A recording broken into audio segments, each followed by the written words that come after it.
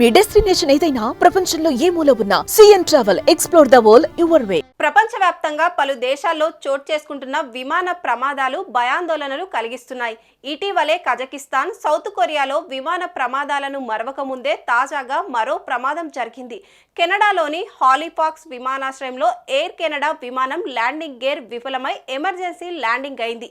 ఈ సమయంలో విమానం రన్వేపై అదుపు తప్పింది. దీంతో విమానం రెక్క రన్వేకు రాసుకొని పోయి మంటలు చెలరేగాయి. పిఐఎల్ ఎయిర్లైన్స్ కు చెందిన ఈ ఏసీ 2259 విమానంలోని ప్రయాణికులు మృత్యు అంచుకు వెళ్లి వచ్చారనే చెప్పాలి.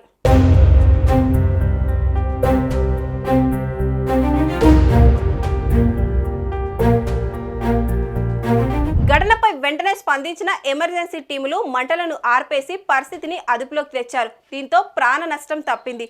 ప్రయాణికులు క్షేమంగా ఈ ప్రమాదం నుంచి బయటపడ్డారు. విమానం ల్యాండ్ కాగానే పెద్ద శబ్దం వచ్చిందని చాలా భయపడ్డామని ఓ ప్రయాణికుడు తెలిపారు. త్రుటిలో తప్పిన ఈ ప్రమాదంతో విమాన సిబ్బంది, ప్రయాణికులు ఊపిరి పీల్చుకున్నారు. కాగా ఈ విమానం సెయింట్ జాన్స్ నుండి వస్తుండగా ల్యాండింగ్ సమయంలో సమస్య తలెత్తిందని అధికారులు తెలిపారు.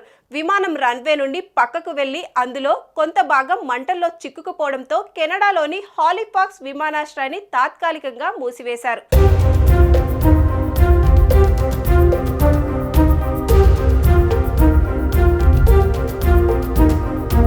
విమానంలో ఎంతమంది ఉన్నారన్న వివరాలను హాలిఫాక్స్ ఎయిర్పోర్ట్ సిబ్బంది బయట పెట్టలేదు. ఈ విమాన సామర్థ్యం దాదాపు 80 మంది ప్రయాణికులను కలిగి ఉంటుందని అంచనా వేస్తున్నారు. అన్ని సీట్లలోనూ ప్రయాణికులు ఉన్నారు. దీంతో ప్రతి ఒక్కరిని విమానం నుంచి దింపడానికి 2 నిమిషాల వరకు పట్టింది. ప్రయాణికులకు ప్రాణహాని కలిగించే గాయాలు కాలేదని సమాచారం. నార్వేలో కూడా విమాన ప్రమాదం చోటు చేసుకుంది. రాయల్ డచ్ కు చెందిన ఓ విమానం టోర్ఫ్ ఎయిర్పోర్ట్లోని రన్వేపై అదుపు తప్పింది. టేకాఫ్ అవుతున్న సమయంలోనే హైడ్రాలిక్ ఫెయిల్యూర్ కావడంతో విమానం అదుపు తప్పినట్లు సమాచారం. ఈ ప్రమాదం జరిగిన సమయంలో మొత్తం 182 మంది ప్రయాణికులు ఉన్నారు. ఆ విమానం గడ్డి మీద ల్యాండ్ కావడంతో పెను ప్రమాదం తప్పింది.